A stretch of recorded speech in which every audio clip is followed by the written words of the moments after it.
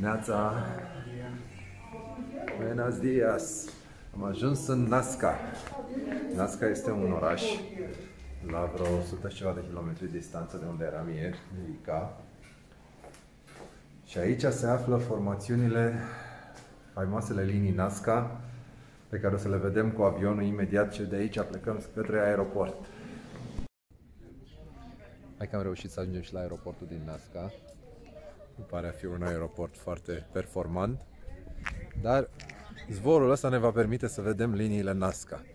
Ce sunt liniile Nazca? Sunt niște formațiuni făcute de o populație dinaintea incașilor, acum 2500 de ani. O să vedeți la momentul respectiv despre ce vorbesc. Sunt ceva ce se poate vedea numai din avion. Ce tip de avion? Uite, asta e genul de avion cu care vom zbura. Okay, so here we are at Nazca Airport. This lady will help us to get the best seats for you to have the best experience. What's your name? Natalie. Natalie. Tocmai am aflat o veste bună că mâine plecăm la Balestas. Adică, we are from Romania. Romania. You are from Romania? Just the two of us, Oh. right now. But we shall meet This is your first more. time in Peru? No, the second time. We liked so much that we You love Sir, Peru. do you know if We this love is Peru. mandatory? It's not necessary. Oh, Yeah, perfect. only 2 masks. No. Perfect. Deci ne pregătim să zburăm deasupra liniilor Nazca.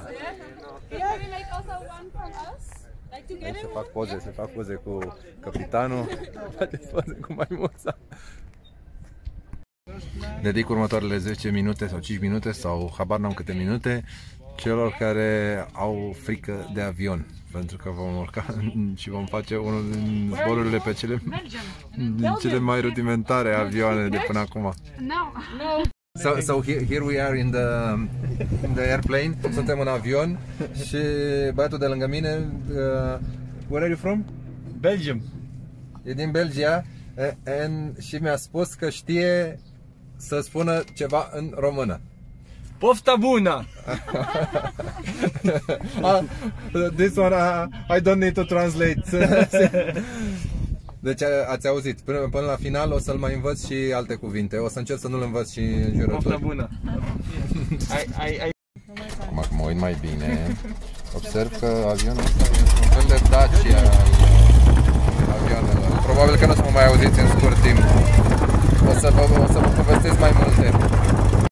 Ok, deci liniile Nazca sunt niște formațiuni făcute acum 2500 de ani de către un popor dinaintea incașilor și care au fost descoperite abia acum 100 de ani din avion. Ele nu sunt vizibile de pe pământ. Mii de ani s-au crezut că ele nu există sau nu știu ce reprezintă. Mai vorbim ulterior.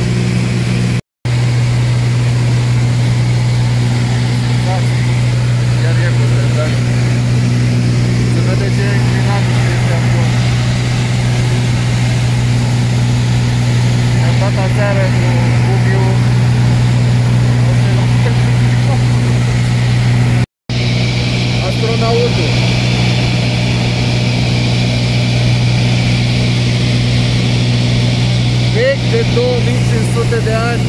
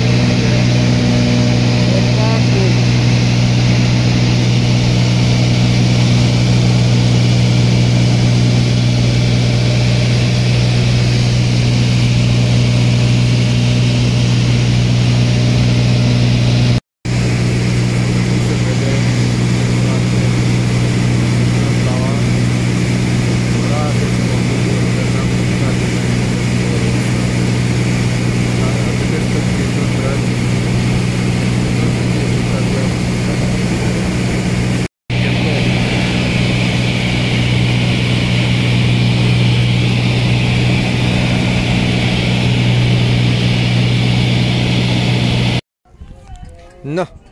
Am cumpărat frunze de coca. Ca să definim foarte bine. Pentru a face 1 gram de cocaină e nevoie de 2 saci de frunze de coca. Așa că nu am putea avea efectul ăla, dar un efect energizant, teoretic similar cu cafeaua. Vă zic după aia. Gata, ne-am făcut treaba. Ne-am oprit la un restaurant peruan, sunt mignit. Emilia și-a comandat ciorbiță de porcușor de Guinea și orez cu porcușor de Guinea. Au fost sacrificați acum mai devreme, tot aici în spate, special pentru ea. Sunt bune? Au fost bune? Nu, este de fapt, sunt 6 fructe de mare și pește. Nu, e porcușor de Guinea. Nu, sunt fructe de mare. Sunt fructe de mare și este o ciorbă foarte, este o supă foarte mare. Este o supă foarte mare. Este foarte mare, porțiile sunt imense. Dar nu știu cum o să ne descurcăm, dar încercăm. Facem tot posibil. Deci ce vedeți acum sunt ruinele unui templu al unei civilizații dinainte de Incași, civilizația Nazca, care exista acum 2500 de ani. Mamă, 2500 de ani, pe vremea lui Alexandru Macedon. Ce mai era atunci? Era înainte de Burebista, înainte de Cezar, înainte de... Era pe vremea Egiptului. Păi vă dați seama că vorbim de o civilizație care a evoluat total separat de celelalte civilizații care cumva au fost unite. Cumva Europa și Asia se putea călători între ele. Marco Polo a călătorit din Veneția până în China. Cu siguranță Alexandru Macedon a ajuns până în India. Au fost conexiuni și s-a transferat tehnologie între țări și între civilizații în Europa și între Europa și Asia și Africa.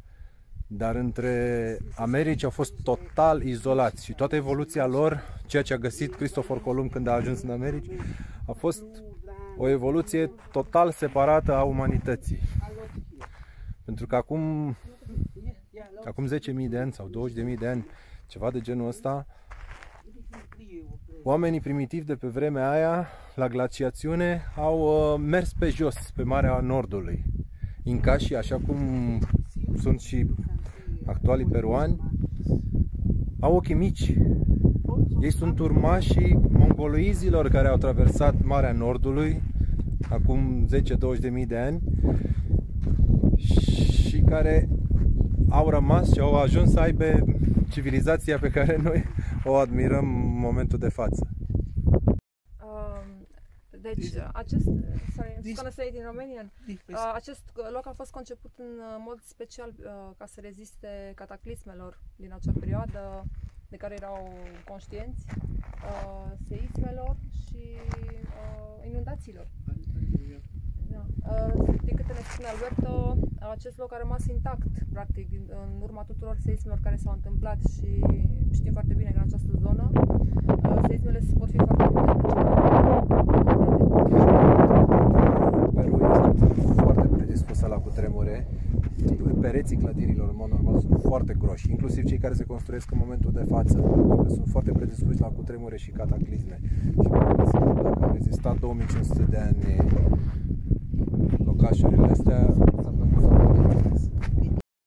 Ce tocmai mi s-a spus este că ăsta era un loc de adunare al tuturor popoarelor din această zonă a nord-estului Americii, a nord-estului Americii de Sud. Și altceva foarte interesant este că am aflat că aveau muzică, ce aveau fluiere. Probabil că instrumentul ăsta de fluier, din moment ce ei l-au avut, a evoluat într-un mod alternativ atât în Europa, Asia, cât și în America. Locul pe care stă în momentul de față este doar o foarte mică parte din acest sit arheologic, care din câte am înțeles se întinde pe o rază de 24 de kilometri, dintre care au fost explorate doar 4 km. Au fost explorați doar 4 km. Deci ce vedem aici este puțin din ceea ce se preconizează a exista în această zonă.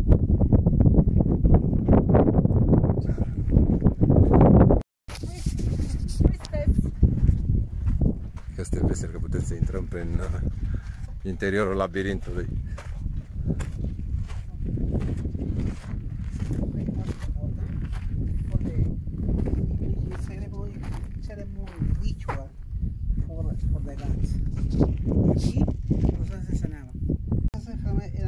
So if they sacrificed animals for a higher purpose, it would bring the energy like we would sacrifice Emilia right now, and it would make us a better persons. You sacrificed me already. Surprinzător cât de avansată era de fapt această civilizație. Din păcate, urmările ei, științele ei și o foarte mare parte din cultură, atât cât limbă și vestigii și temple, au fost distruse de către conquistadori, care au vrut să șteargă urmele lor de civilizație pentru a fi înlocuite de ideologia creștină, catolică. Au avut o influență, ca să zic așa, cu forța asupra civilizației lor. O parte au rămas, cum a fost Machu Picchu, pe care nu o să-l vedem în călătoria asta. Eu personal l-am văzut acum 2 ani, de-aia n-am mai ajuns de data asta în Peru să-l vedem. Am venit cu totul cu alte scopuri, inclusiv pentru locul ăsta. Locul ăsta a fost un bonus, ca să zic așa. Dar influența europeană asupra Imperiului Incaș a fost una foarte nefastă. Adică, mai exact, au obligat populația să treacă de la cultura lor. Cumva au încercat practic să șteargă tot ce înseamnă de la ritualuri, la tradiții, la urmările. Au dărâmat templele și au construit alte clădiri peste ele, au construit catedrale. Dorința a fost de a le arăta că respectiv religia catolică este mai presus decât ritualurile lor sau zeii lor. Dar cu toate astea, din fericire, au fost locuri care au rezistat, cum ar fi Machu Picchu, cum ar fi locul ăsta, și care noi ne putem bucura în momentul de față de a-l putea vedea și anumite cunoștințe pe care încă mai există despre locurile acestea. Pentru mine personal e o mare bucurie să văd existența unor astfel de locuri, mai ales ele reprezentând așa o evoluție separată a umanității, a societății, ca să zic așa, de peste 10-15.000 de ani. Din păcate, sunt puține locuri de genul ăsta care mai există, pentru că în cea mai mare parte a lor au fost distruse de către conquistadori. Mai exact, Imperiul Spaniol, în momentul în care a cucerit America de Sud și părțile din sudul Americii de Nord, a distrus, a intenționat să le distrugă cultura, să o înlocuiască cu catolicismul. Le-a distrus templele pentru a le construi biserici și catedrale pe fundațiile lor. Le-au distrus vestigiile, au încercat efectiv să șteargă urma trecutului lor. O parte au mai rămas, o parte au reușit să scape. Una dintre ele este Machu Picchu, care este un oraș în vârful munților, tot aici în Peru. Nu vom ajunge de data asta acolo. A fost văzut în anii trecuți și acela a scăpat tocmai pentru că conquistadorii n-au știut drumul către el. Se pare că la un anumit nivel și complexul ăsta de temple a reușit să scape și putem să-l vedem și oarecum să știm așa câteva informații rudimentare despre el. Atât civilizațiile Nazca cât și Incașii au fost specialiști în botanică, în agricultură, în astronomie, în tehnologia care putea fi accesibilă la vremea respectivă, în cultură, au avut artă. Din păcate, au fost cuceriți, au fost aproape exterminați, sau mă rog, populația care a rămas s-a adaptat la noi stăpâni, la noi reguli, deși felul lor de a fi este unul diferit de restul oamenilor. Din ce am observat eu, peruanii au un spirit așa foarte cald, bonom, dacă se poate spune. Au o naivitate aparte care cumva a lucrat împotriva lor de-a lungul timpului. Ok, deci tocmai ne-am oprit până la o casă tradițională incașă, unde putem vedea altă populare incașă. Vedeți cât de colorată este? Se pare că spiritul incașilor era foarte vesel. Uite cât de vesel era.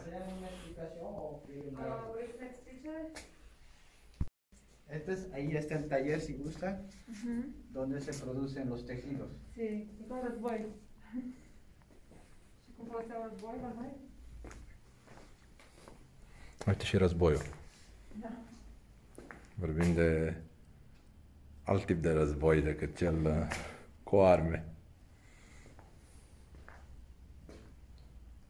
Mamă, cât de colorate sunt.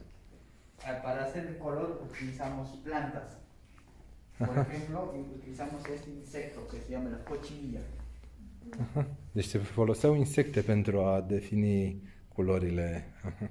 Trabajando solo se obtiene rojo, pero cuando mezclamos con limón cambia de color anaranjado. Deci fiecare culoare are o proveniență cumva naturală, vegetală sau din insecte. De la cochinilla. Luego de hacer color se pasa a hacer al telar. Aquí es donde se elabora el tejido, en este telar. Un telar bipedal. Se tot la război. De la cultura Așa cum nazca știți că se para- făcea și la noi la țară. Acá se hace la técnica. Aici sunt foarte curios dacă războiul a fost inventat alternativ atât în Europa, respectiv Asia, cât și în Americi de către incași.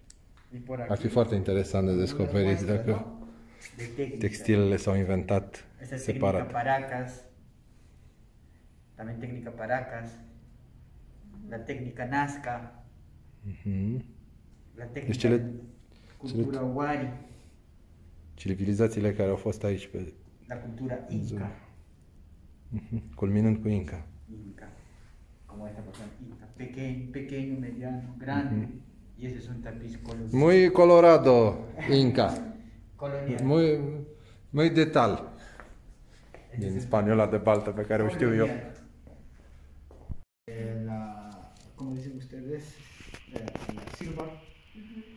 Este, por ejemplo, son minerales que contienen oro. Así se extrae de la mina. Oro, plata, se procesa. Pentru culori, for colors, Nu, asta este să extrage aur. from where? Din stânca aceasta. Ah, ok. Așa se extrage aur. Sí, oro. Oro, sí. Oro. Se procesa, se obtiene así plata, plata pura, pure silver.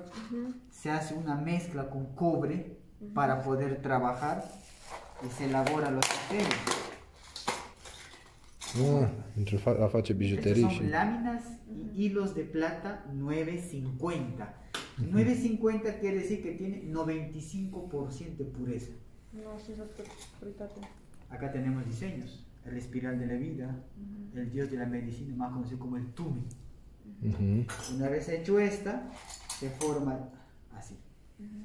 Ahora aquí hay que incrustar diferentes conchas marinas y minerales. Por ejemplo, tenemos madre perla, Dar pentru a face bijuterii se folosea naranja, rojo, morado, argintul și cu inserțiile se făceau din scoici, din Minerales. minerale, din la roci, sodalita, la piedra típico de Nazca, la turquesa peruana. turcoaz. Una vez seleccionadas, trabajamos aquí, para que vean, para que tengan una idea. Se usa esta máquina.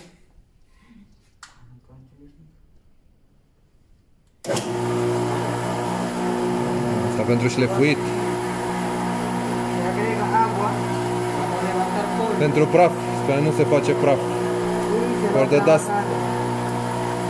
By piece by piece. Se va puliendo, pedazo a pedazo. Es un trabajo mosaico, pedazo a pedazo. Se va incrustando así hasta culminar como esto.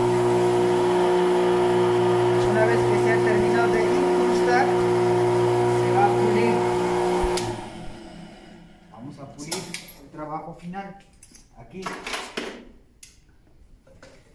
Aquí está. Se pule el trabajo para dar el acabado final. Pulish. Pentru a face șlefuirea finală. Así se va puliendo.